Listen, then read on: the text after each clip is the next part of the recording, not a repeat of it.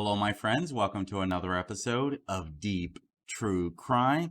I'm Manny Rodriguez. In today's episode, we are covering the tragic story of two sisters found dead in the back of a taxi car that their dad just borrowed. On January 1st, 2008, two young girls were found shot in their father's taxi at the Omni Mandalay Hotel in Irving, Texas. One of the victims, Yaser Said, after being shot 9 times, one of the chests had gunshot particles in it, meaning the gun was very close when it was fired. She found the strength and made a declaration dying call when she managed to call 911, and she said, "My dad just shot me. I'm dying." The victims, Amina Said, only 18 years old, and Yaser Said, 17 years old, taken from this world way too soon by their own father, in what many are referring to as the honor killing. What is an honor killing? An honor killing, as many have been describing around this case, and if you go to Google, it shares that in certain cultures, the killing of a relative, especially a girl or woman who is perceived to have brought dishonor on their family. And so this dad is said to have killed his 2 daughters in an honor killing because they were becoming too Americanized and wanted to live the way Americans live, including having American boyfriends, which really set the dad off. Which I find interesting considering that he was married to their mom, who is an American white lady. And after so much abuse from their dad, they planned to flee. Let's dive deeper into this story. On New Year's Day, Patricia Said, the mother of the 2 girls, she stood at the door of a small house in a Hispanic neighborhood in Lewisville, Texas, pleading with her daughter Amina to come home. The girl cried and clung to her boyfriend, Edgar Ruiz, a college student who lived in the house with his mother and sister. For a week, Amina, an 18-year-old senior at Lewisville High School, had been living a nightmare. Her father, Yaser Said, had pulled a gun on Christmas Eve and threatened to kill her because of her relationship with Edgar. Edgar, also known as Eddie, he says we were going to get engaged and get married. And after learning that Amina planned to run away with Eddie, Patricia, who everyone called Tissy as a nickname, she phoned a family member to find a place to hide. The mom would leave with Amina and her young daughter, Sarah, who was 17 years old, who also feared her father. Her brother Islam had told their father that Sarah too has a boyfriend, and Yaser threatened to kill her too. From the time they were little, Yaser told his daughters they were to have no American boyfriends ever. Yaser and Islam kept strict watch over the girls to ensure they didn't disobey the command. Yaser, he had big plans for both girls. Everything would begin in May when Amina received her high school diploma. She would get engaged to a man he had chosen for her in Egypt, his birthplace. From the groom, Amina would receive a sizable, what they refer to as mar. Think that's how you pronounce it? But basically is the form of money or possessions paid for by the groom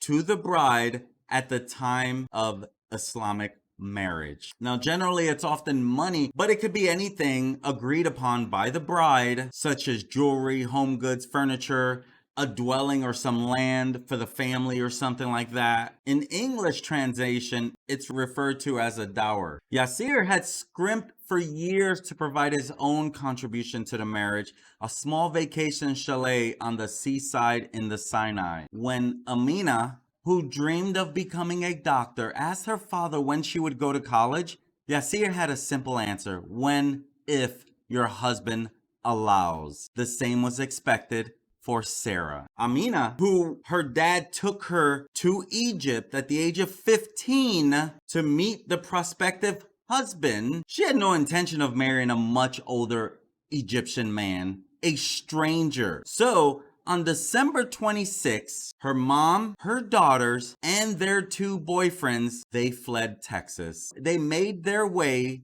to Attica, a small Kansas town where Tissy's aunt lived. But Amina, who had been offered a scholarship by Texas A&M, knew immediately that Attica wouldn't do. She had to live in a college town. And so the five of them, they get back on the road and head to Tulsa, Oklahoma, where Eddie has relatives. They plan to get an apartment, find jobs, and enroll in school. Their boyfriends would stay with them to protect them. Sarah's boyfriend, Eric Panameno, he says we were going to live with them so they could be safe. The group found an apartment. The mom and Eric, they got jobs right away while the girls checked out school. And Eddie, he drove back to Dallas for a DJ job and to get his belongings. Then their mom lies to them. She tells her daughters that December 31st was her deceased mother's birthday, and she wanted to drive to East Texas to put flowers on her grave. Driving through Denton to Lewisville, she finally reveals the truth. She was returning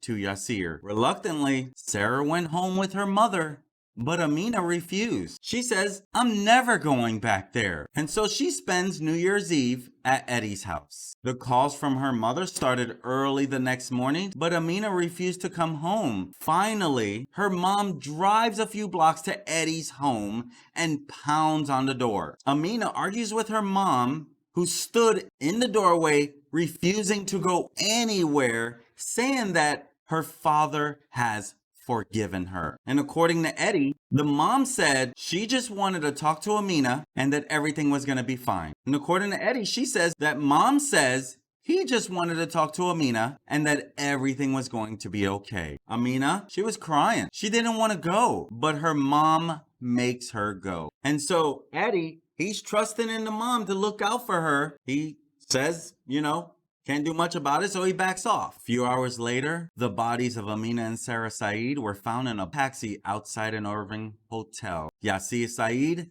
had disappeared, and he was a fugitive for 12 years, and he was top 10 America's Most Wanted by the FBI. To this, that's when a lot of people, including one of their mom's aunts, who walked up to someone who was officiating the Muslim service for the two girls at a funeral, and she yells out loud, "This is an honor killing. Don't deny it." And other members of Tissy's family started saying that Yaser had killed Amina and Sarah because it was his kinship and religious duty to restore the Said family's reputation, which was allegedly ruined because of their relationship with the two young American men. Now, Yaser Said's side of the family, they disagreed. They say if he was responsible, which we now know he was, they say that he just snapped. One of his brothers says only a monster could do that. But even though now that news that a Muslim father had been accused of murdering two beautiful daughters because he disapproved of her boyfriends, this triggers an instantaneous and predictable reaction from non-Muslims. And they say it had to be an Islamic honor killing. I'm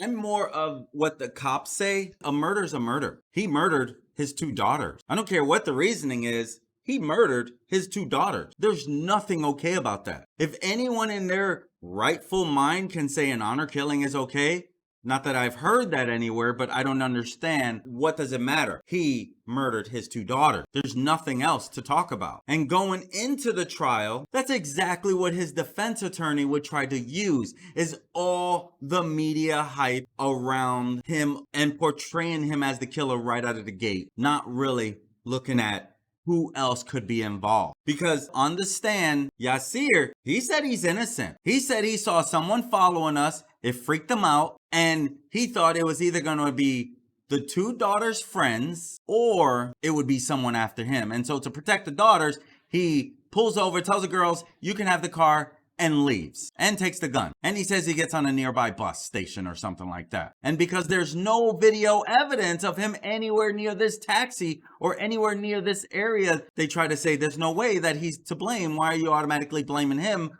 What about the car that was following them the day of. And yes, there was a car following him. And it was one of the boyfriends in the car and allegedly his dad. Amina's boyfriend that trusted the mom to look out for her, he says that Amina's last words before leaving his home were, "You didn't try to protect me and you will never see me again." In his mind, he thought mom is going to look out for her. She's saying it's okay to come back home. Basically saying that dad is okay. Dad's ready. Dad's okay. Dad's good. And Ruiz tells the jurors in the trial that he and his father saw Yaser Said driving his daughters in a taxi shortly before the teens were killed. They followed them but eventually stopped. And because they were following him, that's what kind of gave Yaser Said room to say someone was following me. I was scared. I didn't know what to do. I didn't know why they were following me. So I got out of the car and ran. But of course, as a dad, they're wondering, like, why didn't you protect your daughters then? Well, obviously, it's because he's the one that did it. He's the perpetrator. Eric Panameno, the boyfriend of Yaser Said, he said that Sarah always thought something would happen, and she encouraged him to keep going if anything happened to her. He chose to go to Oklahoma with the girls after Amina revealed to everyone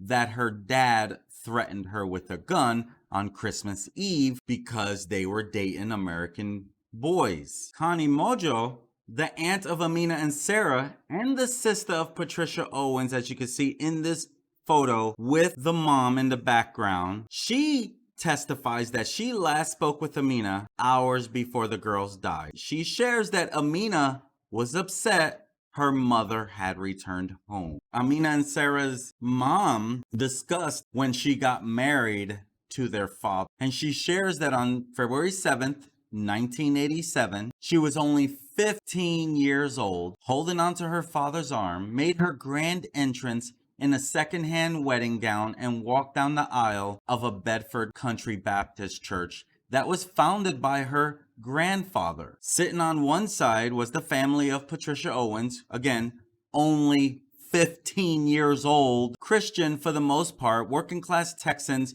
who looked at the groom's relatives and saw immigrants from Egypt who spoke with funny accents, had a funny religion, and whose women dressed in flowing robes. And sitting across the aisle, Yaser's brothers and a sister who had come to the United States in 1983 after their father in Egypt had divorced their mother, remarried, and started another family. Tissy and Yaser had met at a convenience store in Hearst where he manned a cash register. Her sister Connie Moggio, she said that he was really nice, but you couldn't understand a lot of what he was saying. He didn't speak very good English. Yaser has no secondary education and few skills. Patricia, she was a vulnerable, overweight teenager. Tissy's mother had also married as a teenager and was only a year or two older than Yaser. Patricia's cousin, Cindy, she says that Patricia had first been engaged to Yaser's younger brother, but he broke it off. Tall, thin, and quiet Yaser gifted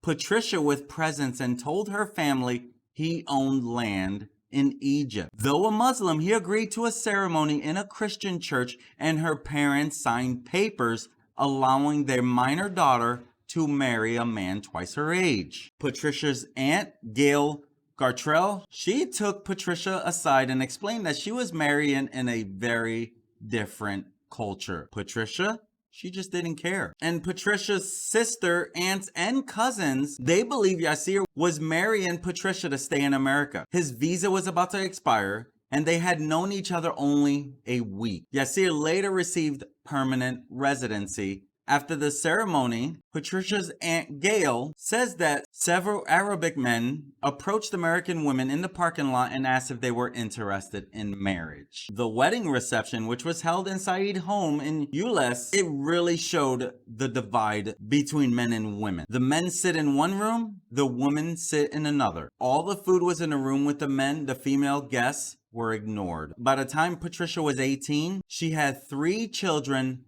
under the age of 5. So by the time she was married, at the age of 15, within 3 years, she would have 3 children. Her first one was her son, Islam Yaser Said, born in March of 1988. The following year, same month, Amina Said was born on March 2nd, 1989. And again, the following year, same month of March, Yaser Said was born on March 16th, 1990. Find that very interesting. How do you have 3 babies 3 years in the same month? Wow, unless you planned it, right? I mean, like, how does that even happen? So I find that pretty interesting.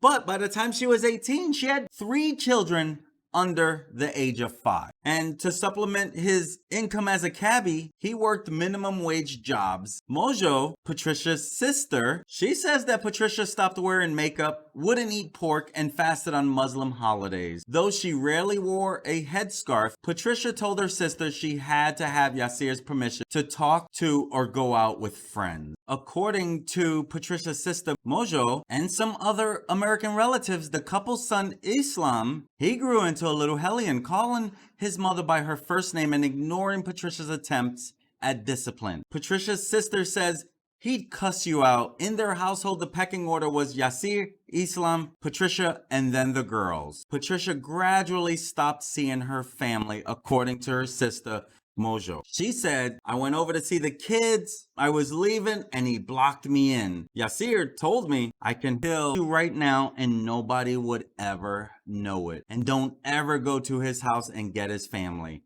That's according to her sister. And then in the late fall of 1998, while sitting at Gail Gartrell's breakfast table, again, Gail is the girl's aunt, Patricia had left the girls with Gail, while she and Moggio, Patricia's sister, went to the Hill County Sheriff's Department to file a report that Yaser had sexually abused both daughters. Amina says to her aunt, do you know what daddy did to me and Sarah? Amina, who's only 9 years old at that time, asks her great aunt. Sarah then says, Aunt Gail, it was bad. And at that time, big brother Islam, who was 10 years old, he clenched his fists in anger and told his Aunt Gail he wanted to kill Yaser for hurting his sister. A year earlier, Patricia had left Yaser in October of 1997, and she told her sister that Yaser rarely drove his taxi. Yaser wouldn't work. It was hard for my sister with no education to make good money. That was what Moggio had said about her sister. And according to the sheriff's report, Yaser had retaliated by picking the children up at school. He ran off to Virginia and told her he was going to take the kids to the Middle East, where he is from, and she would never see them again. In March of 1998, the couple got back together and moved to Covington, a tiny town near Hillsborough, to live on property owned by a family member. Yaser worked in a nearby convenience store while his family lived in a shack. And Patricia's aunt Joyce Boucher, she said that they had to poop in a bucket. And then on October 24th of 1998, Patricia called a Hill County Sheriff's deputy to say her daughters told their American grandmother, who lived in Garland, Texas, that their father had been sexually abusing them for 2 or 3 years, and she had again left Yaser. In the sheriff's report, it reads some heinous things that I'm not going to read out loud. But the girls, according to the report, the girls were staying with the grandmother and were afraid to go with their father, and told the grandmother that their father had put his finger in their private parts and did more. I'm not going to go in any deeper. It's hard to even read it. And the complainant, Patricia, had advised that Sarah told her that her father had stuck his finger inside of her, and that Amina told her that her father had stuck his finger inside of her. And so this was filed. The mom had heard this. She was nervous about even questioning her husband about this. She did file the charges so that she could get a court order to keep him and his family away from her kids. And so she takes the 3 kids and goes to the sheriff's office, and 2 deputies conduct a taped interview with Amina, who, in very graphic language for a child, described how her father had touched her, made her touch him, and that her father had put his front part in her front part. Amina said that she is afraid of her father, afraid he will hit her. And in an interview with Sarah, the 8-year-old at the time, she told deputies about her father's alleged molestation actions and said she was afraid of her dad and his brothers and scared they will take her. But a later physical exam of the girls didn't confirm the abuse, but a normal genital exam did not rule out the abuse. And on November 5th of 1998, while Patricia was still in hiding, Yaser went to the sheriff's office to try to get her in trouble to say that she had written a check on his account. But since the check wasn't a forgery, there was no legitimate complaint. But then a deputy told Yaser about this abuse allegation. He adamantly denied the charge, and he said that he would be willing to take a polygraph test and that he blamed Patricia for not providing for the children. He never takes the polygraph test. In Dallas County, he's charged with felony retaliation after Patricia filed a complaint alleging he threatened to kill her and take the children after being indicted on December 17th, 1998 for the sexual stuff towards his daughter. But the charges were dropped on January 12th of 1999 when Amina and Sarah recanted their story, saying that they had lied about the abuse because they didn't like their school in Covington and wanted to live with their grandmother. And so Yaser was not arrested for any alleged allegation until March 22nd, 2001. And that charge would also later be dismissed because Patricia refused to cooperate with prosecutors and Yaser agreed to take an anger management court. And after this abuse case was dismissed, the couple again reconciled. The family leaves Covington and they live in a series of dumpy apartments in Dallas and Tarrant County. And so Patricia and Yaser, they managed to get by with the help of a monthly disability check that Islam was getting because mentally retarded. That's what they diagnosed him as. At the age of 14, he dropped out to be homeschooled by his mother, and the disability check paid the rent. And one of Yaser's brothers, he did describe Amina and Sarah as the family's stars. Smart, athletic, and beautiful. He said that the family had lined up on different sides. Yaser and Islam versus Amina and Sarah, with the mom Patricia in the middle. The girls told their friends that their brother was weird, a loser who parroted his father's negative attitudes about America and women. And which is weird because his brother is saying that they were free to do whatever they wanted as long as they did the proper things. The brother says that Yaser didn't want the girls to turn out like the Owens family, dropping out, getting pregnant, and doing drugs. But how could they possibly be free considering Amina's hysterical phone call to her mother from Egypt in 2005, where the children traveled with their father? Amina calls the mom, hysterical, crying, "He wants me to marry an Egyptian man in his 40s. And Amina says, "I don't know him. I never want to come to Egypt again." And when that call came in, Patricia, who rarely sees her extended family anyway, she was attending a family funeral. And she told family members what the 15-year-old or 16-year-old Amina said at that time and giggles at the same time. And she confides in her sister Moggio that when the girls married, they would receive a lot of money. And before the girls got married, Islam had to marry first. And Yaser, he was finding it harder to lease cabs. One manager at a yellow jet cab, Jack Beasley, he says that Yaser had been fired in August of 2003. And that the company had banned Yaser from future leasing because customers complained that he was crazy. Other cab companies would not hire him because nobody wanted to work with him anymore. This is according to the manager at Yellow Jet Cab, Jack Beasley. Another cab owner was an exception. King cab owner Masood Nasiri, he was an exception and he continued to provide Yaser work. Nasiri, who came to the United States in the 1970s from Iran, says that Yaser worked long hours but would not leave the house unless Islam was there to make sure the girls stayed home at night. He worked the graveyard shift 6 or 7 days a week, never drew complaints, never got scared.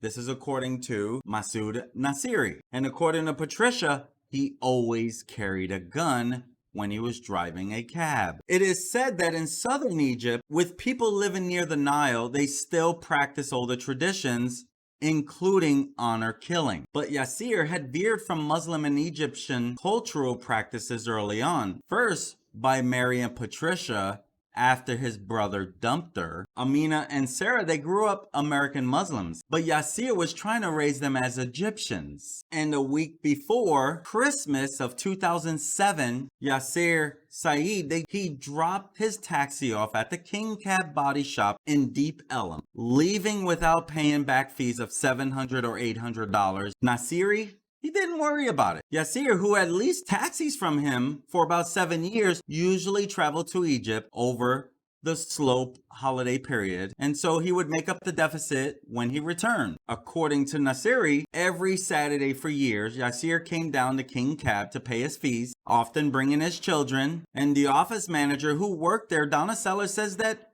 Yaser became one of her favorite cabbies. She says, Yaser was respectful, kind, and thoughtful. According to the office manager, Donna Sellers, problems started when Yaser started bringing Tissy in on Saturdays, which is when he would come in to pay his dues, whatever was left over that he owed or catching up. And Donna says, she didn't like me talking to Yaser so much. One day, after witnessing an argument between Sellers and her now ex-husband on the lot, Yaser got out of his cab to talk, and he says to her he didn't feel so alone. Sellers said that he realized other people had problems in their marriage too. He was frustrated because he felt Patricia was very immature, not a good wife or a good mother. Donna Sellers says to him, you married her at age 15. That means you have to raise her. And Yaser says, yes, but when does she finally grow up? Using deception, Yaser had already discovered Amina had a boyfriend before Eddie. Yaser gave her a car to drive to her many lessons, karate, cheerleading, anything to get out of the house. Suspicious because Amina seemed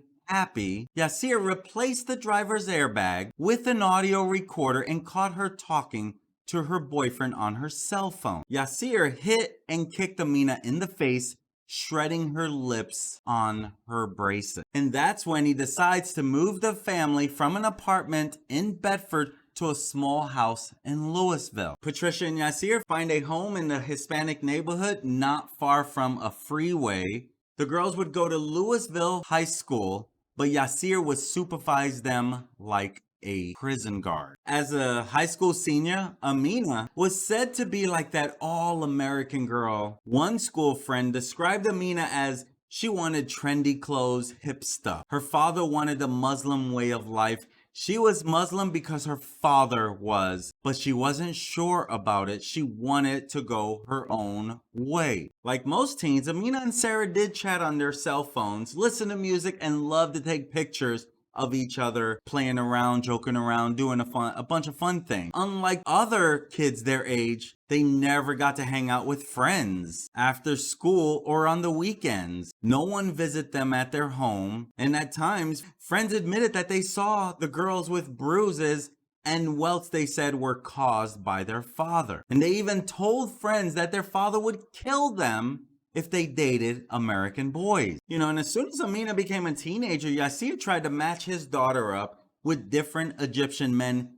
including a cousin. Under Islam law, a woman must agree to the marriage. Amina always refused, and she even told Eddie that Yaser's father, who had come to the United States, was pushing it. In the summer of 2007, both sisters got jobs at a Kroger a few blocks from their home where Patricia had been working for about 5 months. And their former boss at Kroger said they were a joy to work with. They were my best employee. There, Amina meets Eddie, an 18-year-old Hispanic who mowed lawns and was attending junior college. They started seeing each other from 2 p.m. to 4 p.m. when she had tennis class, the only time they could get together. Amina warned Eddie, my father is really psycho. He would continuously ask his daughter if she was still a virgin. Amina would tell him, of course. But passionately in love, Amina and Eddie had started doing it. Their intimacy brought Amina anxiety. And in November, she sent him a text message saying that they had to talk immediately. And Amina tells him, you're probably gonna think I'm dirty and won't look at me the same way. My dad had sex with me and my sister Sarah. Crying and ashamed, Amina told Eddie it had ended about 10 years earlier. And Eddie describes it as she talked about him with so much hatred, she wanted him to die. And Eddie, he assured Amina he loved her. We're in this together. And Sarah, she meets a co-worker, Eric, a clean-cut Hispanic student in ROTC at Lewisville High School. They talked at school and at work. And Sarah, she kept his number in her cell phone under a girl's name. And the girl's friend, Justin Finn, he says that Amina had 2 cell phones. One her parents paid for and one Eddie paid for. For Amina, the countdown to big changes in her life began with the start of her senior year in September 2007. At the end of May would be stage 1 for Yaser. Amina would graduate from high school and get engaged in Egypt. Since Yaser used Islam, who worked off and on at Walmart as his assistant in overseeing his daughter's movements, his son's schedule had to be coordinated with his own. As Amina entered her senior year and Yaser became more worried about her behavior, Patricia went to Walmart to demand that Islam's supervisor arrange his shift so he could get off before 11 p.m. Now, Islam's wedding was scheduled to take place in the summer of 2008, and Yaser, he was saving every penny in order to take his wife and 2 daughters to Egypt for the ceremony, along with a huge party that they plan on having. But Yaser had another motive as well. He tells Amina, I will leave you there if you don't get engaged. Her only alternative was to attend University of Texas at Arlington, where she could meet the sons of Muslims he knew in the area. Amina listened and she was not happy to hear what he was saying, and it truly made her upset to the point she was very angry. Amina didn't want to be a Muslim, according to Eddie, her boyfriend. She felt cursed, like it was something she was born into. In December of 2007, Amina sends Eddie a text and it says, will you marry me? Eddie says we were going to get married so she would have my last name. Eddie says we were going to get married so she would have my last name. She was going to finish high school and then disappear for life. In early December of 2007, a frantic Amina came to school with her cell phone bills stuffed in her backpack. Yaser, he had scrutinized her bills to find out who she was talking to. And Justin Finn, her friend, he said that she was trying to come up with a plan to delete her phone bill. Amina sends him a text message saying that if her dad found out about Eddie, he would kill them, no doubt. And she confided in Justin Finn that she planned to run away with Eddie and that her mom was going to go too because she wanted to leave for many years of the marriage, but she had no courage. Justin Finn said that she always stayed for fear of everyone's life. On Christmas Eve 2007, Amina and Sarah, crying hysterically, ran into Kroger to tell their mother that their father had waved a gun in their face and threatened to kill Amina because she has a boyfriend. You know, and co-workers, they see what's going on and they're worried for the family. And so they tell Patricia to leave Yaser, to take the girls somewhere safe and do not go home. A few of them even gave her money. And Patricia agrees. But the next morning on Christmas Day, her boss was shocked to see Patricia standing behind a cash register. Despite the fear and drama of what happened the night before, she couldn't leave without finding a place to hide. At 1:30 in the morning, the day after Christmas, only 4 hours after seeing his wife and daughters last, Yaser told Lewisville police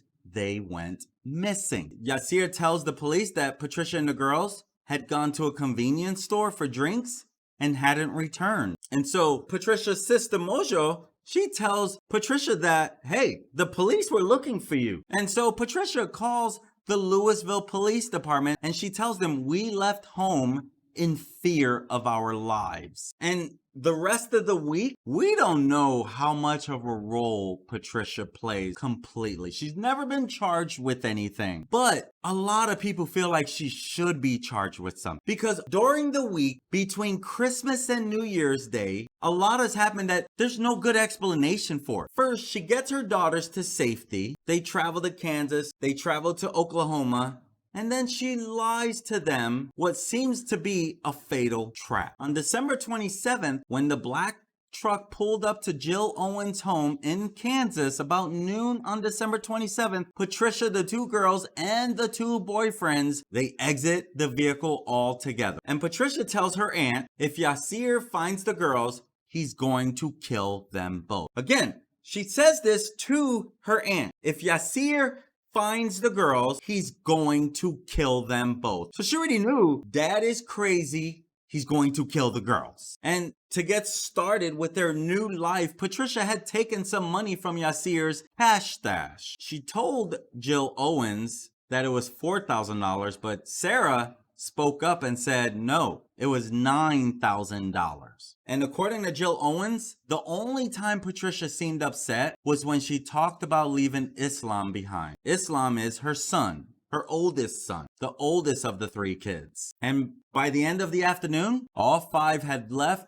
and headed to Tulsa, Oklahoma. They find an apartment. They buy some furnishings for it. During the trip, Patricia learned that both her daughters were sleeping with their boyfriends. She didn't like that either. Her only reaction was she had to get them to Planned Parenthood for contraception. And according to Eddie, Amina's boyfriend, he said that Patricia was kind of like a child. She didn't know what she wanted. I thought she had something against the girl. And the attempt to start new lives came to a halt when Patricia told the girls that December 31st was their grandmother's birthday and they had to drive to East Texas to put flowers on her grave. The flowers on the grave story was just a ploy to get them back over there. Yaser had promised Moggio that if Patricia and the girls came home, he would move out of the house. And so as they got closer to Lewisville, Texas, Patricia announced she was returning to Yaser. Their escape attempt was over. Sarah did go home with her mother, but Amina insisted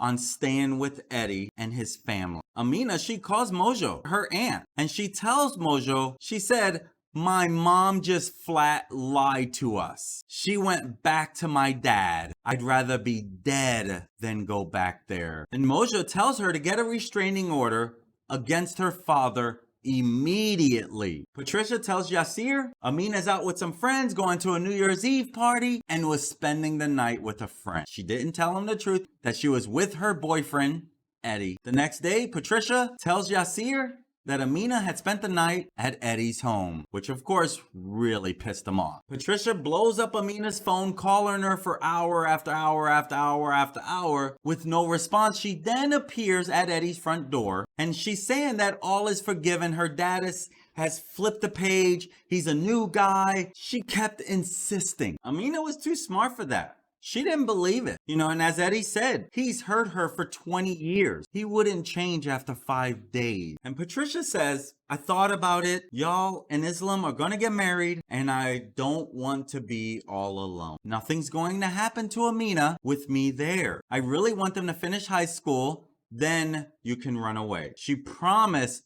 to protect her daughter. Amina, she says, I don't want to go back. She turns to Eddie. Let's go back to Tulsa. Eddie says, Patricia will know where we are. I was like, it won't hurt to talk to him. And as he breaks into this memory, even on the stand, he couldn't hold himself together. To him, he says, I always thought a mother would take care of her girl. Amina tells Eddie, you're letting me down. She took the memory card out of her camera and threw it at him. It's over. He won't let me see you again. She refused to kiss him goodbye and walked out the door. He didn't protect her. He did not protect her. And so the last time Eddie saw Amina was in her father's taxi. Eddie and his father were driving to meet a relative when Yaser's taxi crossed their path. Eddie followed the cab and he sees Amina sitting in the front seat facing Yaser, her knee up and her back against the door. Eddie says that she looked nervous and he said that Sarah didn't look worried. And he says that after Amina sent him a text message saying that the situation was okay, he and his father drove on to their destination. And Amina, she had only been home only minutes when her father had hustled both girls into his taxi, saying that they're gonna go to Denny's to eat some food. The mom says, can I go? Dad says, no, just the three of us. Yaser, he confronted Sarah and asked if she was having sex with her boyfriend. She said yes. Then at 7:35 p.m., the call to 911 was routed to the Irvine Police Department. Oh my God, mommy! As you just heard, she says, "Help, help, my dad shot me." And the cell phone caught a girl's gasping voice, "I'm dying, I'm dying." Then they hear the sound of a car door opening, then another, "Oh my God, not again." Then there was a struggle, "Stop it, stop it, stop it." The door slamming, then only whimpering. And the police dispatcher traced the number to Islam, who had loaned Sarah his phone. Lewisville police, they arrive at the Lakeland house and picked up Patricia and Islam, who said Yaser had taken the girls in his taxi for tea. And by the time that the mother and the son arrived at the Irvine Police Department, the mystery of the 911 call had been solved. A cab driver pulled into the taxi queue at the Omni Mandalay Hotel in Las Colinas at about 8:30 p.m. When the cab in front of him didn't move, the driver looked inside. No driver, just two blood-soaked young women sprawled across the seats, Amina in front and Sarah in back. Tracing the cell tower that picked up Sarah's phone call, police surmised that Yaser had driven to a park on Riverside Drive where fishermen casting for bass often heard gunshots from the Elk Fork shooting range. Yaser stopped the car, pulled out a 9mm and shot Amina twice, who was sitting in the front seat, hitting her point blank in the chest, severing her spinal cord. Then he turned a gun on Sarah in the back seat. The girl fought as her father shot her 9 times. If he did fire the shots at the park, Yaser drove fewer than 3 miles, parked in front of the Omni, and left his dead daughters for others to find. Then, wearing a jacket and black turtleneck and carrying his Egyptian passport, he vanished into the cold night air. And as soon as the two girls were found in the jet taxi, Yaser is nowhere to be found. They're blowing up his phone with no response. Nathan Watson, the guest service manager at the hotel, he was informed of the situation. Then Watson went to investigate, and what he saw, he will never, and he describes on the stand what he witnessed as he came up on there, knocked on the door, couldn't quite see what was going on, just seeing two people. The car was turned off. He didn't have much information to go off of, and then he flashes his light inside of it, and that's when he sees this is a crime scene now. Don't touch anything else because we may contaminate something. He knew well enough to keep his distance once he knew there was no signs of life inside that car. And employees at the hotel, they were familiar with Yaser Said, but did not remember seeing him on January 1st, 2008. And the surveillance video did not offer any clues. The video was too grainy to make out the shadowy figure in the video. When they got there, they saw that the girls had been shot multiple times at close range inside the cab, and they found spent bullet casings were found throughout the vehicle, along with a new bullet magazine, cigarette butts, and ashes. The person responsible, they knew, had long left the scene. And so Yaser, he was on the run for 12 years. Yaser Said would become one of America's most wanted top 10 fugitives. He was on the run for many years. A break in the case came on August 14th of 2017, when a maintenance worker at an apartment complex, Copper Canyon Apartments in Bedford, Texas, where Yaser's son, Islam Said, rented an apartment, and the maintenance worker reported seeing a man matching Yaser's description inside of Islam's apartment. And when detectives show him a picture of Yaser Said, the worker identified him as the man he had seen in the apartment. At approximately 6:30 that evening, an agent came into the apartment to interview Islam. Islam was upset and allegedly refused to cooperate. He then called someone saying, "We have a problem." At 1 a.m., a search warrant was executed on the apartment, which was empty at the time. However, the police observed a sliding glass patio door open, and below the patio they noticed a shrub with broken branches,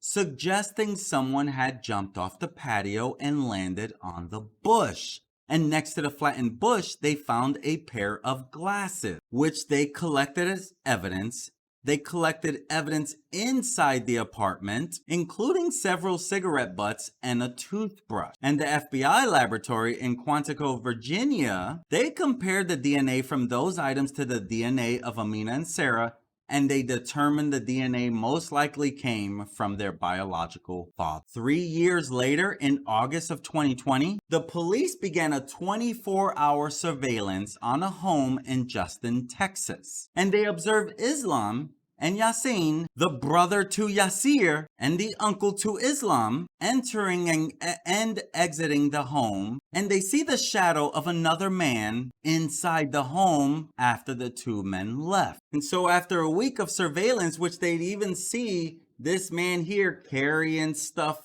out, the FBI obtained a search warrant on the apartment and arrested Yaser on August 26, 2020. And on the same day, in nearby Euless, Texas, they arrested, who was 32 years old at that time. On the same day, in nearby Euless, Texas, they also arrested Islam and Yaser Said, and Said's son and brother were both charged with concealing a person from arrest. And Islam, he pleaded guilty to harboring a fugitive, conspiring to harbor a fugitive, and 1 count of conspiracy to obstruct justice. On April 27, 2021, he was sentenced to 10 years in federal prison for those charges. His uncle, Yaser Said, he claimed that he hated Yaser for what he did and that he would have never helped him if he had known what would happen. But on February 4th, 2021, he was found guilty of conspiracy and harboring a fugitive.